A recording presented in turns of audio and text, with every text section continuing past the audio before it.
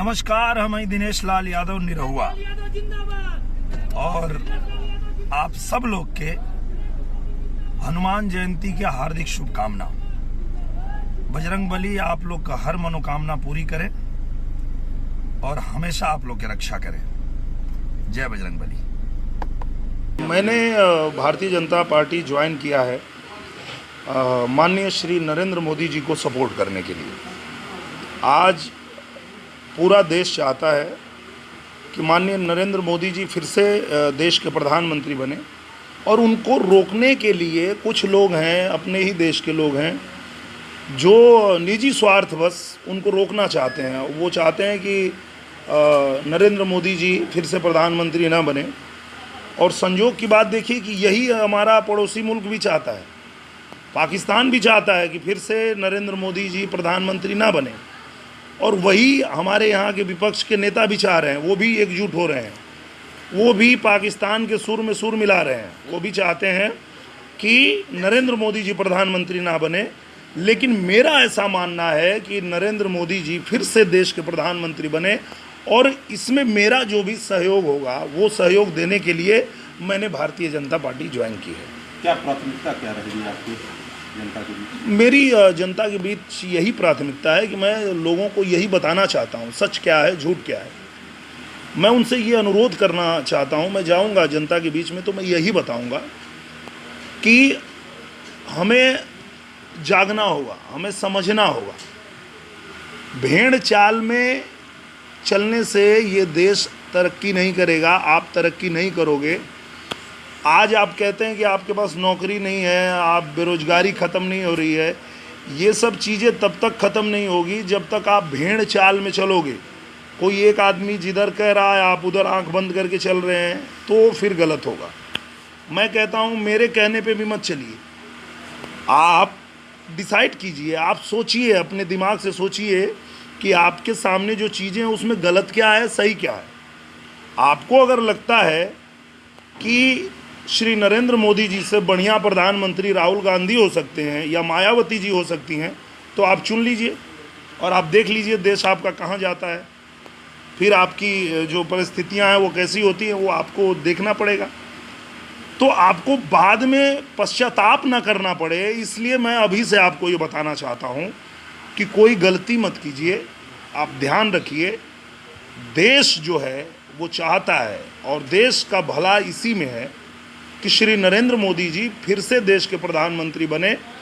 आज दुनिया में चाहे वो कोई भी देश हो, हिंदुस्तान की तरफ आंख उठाने में उसकी नानी मर जाती है।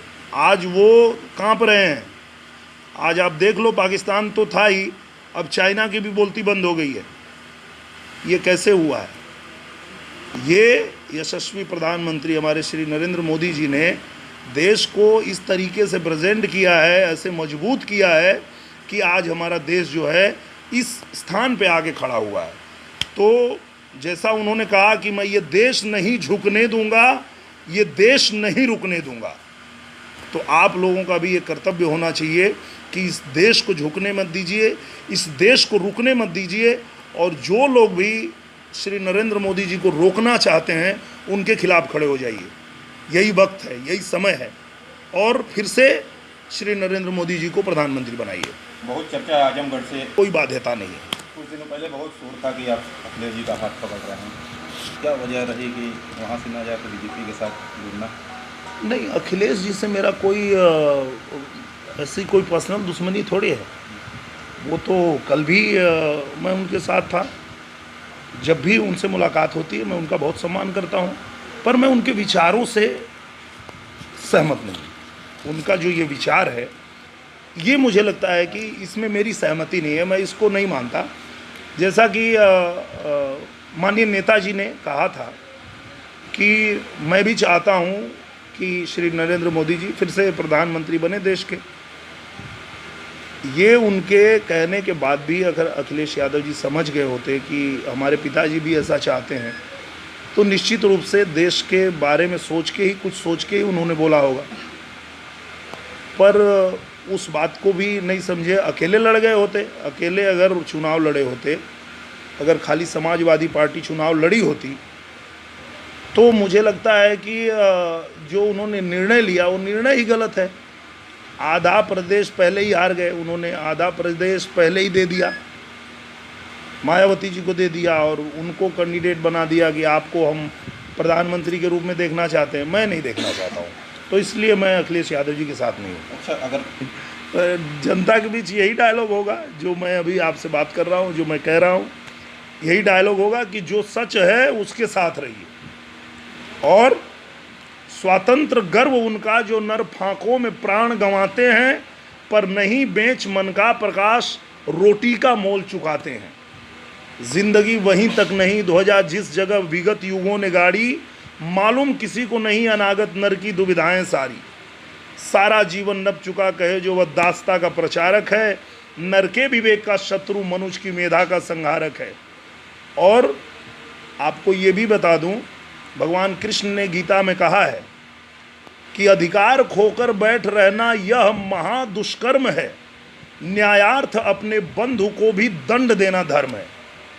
अगर आपको लगता है मैं गलत हूँ, आप मुझे मत चुनिए।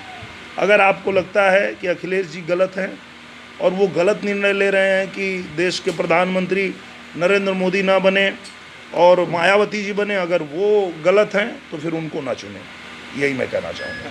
संभल जिले के नेताजी हैं फिरोज खान जी, वो कह रहे हैं कि बीजेपी नचनिया धोनियों को पार्टी ज्वाइन करा रही है, इस तरह के बयान दे रहे हैं। ये किस पार्टी के हैं? समाजवादी पार्टी के नेता हैं। हाँ, देखिए आ गई सामने बात। आपके सवाल में ही आपका जवाब है। आप कह रहे हैं कि आप उनके साथ क्यों नहीं हैं, तो उनके नज़र में हमारी औकात ही यही है कि हम नचनिया गवैया हैं और हमारा कोई अहमियत हमारी नहीं है और जनता के बीच में हम कुछ नहीं कर सकते हैं। तो ये सोच ही गलत है ना। ऐसे सोच कि लोगों के साथ हम कैसे रह सकते हैं, चाहे कोई कैसे रह सकता है। तो आपने जो सवाल किया कि आप भारतीय जनता पार्टी में क्यों हैं, भारतीय जनता पार्टी वो पार्टी है जो, मैं एक बिरहा गायक था और एक बिरहा गायक को आज श्री हीरालाल यादव जी को पद्म श्री पुरस्कार दिया है उन्होंने। श्री नरेंद्र मोदी जी को ये पता है कि बिरहा गा करके रात भर और कैसे लोगों को, बच्चों को, सबको प्रेरित करते हैं कि आप देश के लिए जगो।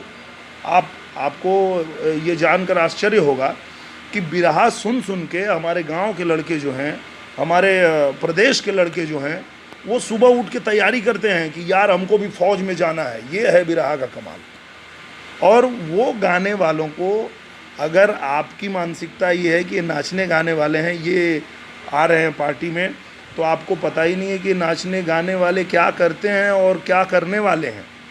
वो आने वाला समय बताएगा।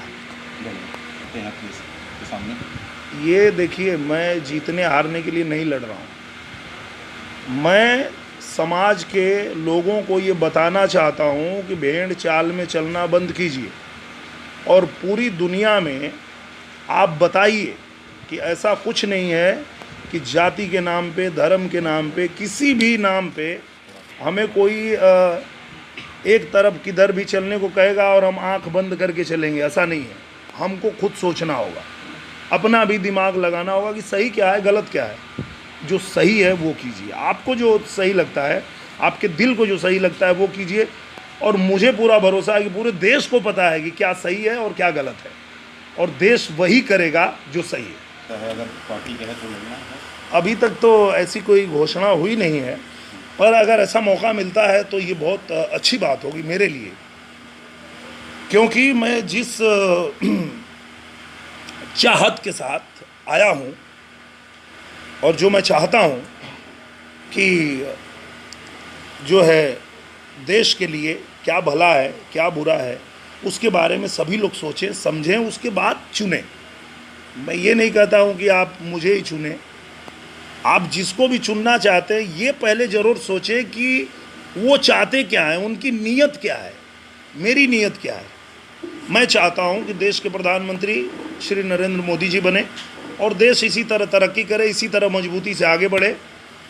और जो अखिलेश जी हैं वो चाहते हैं कि मायावती जी प्रधानमंत्री बने।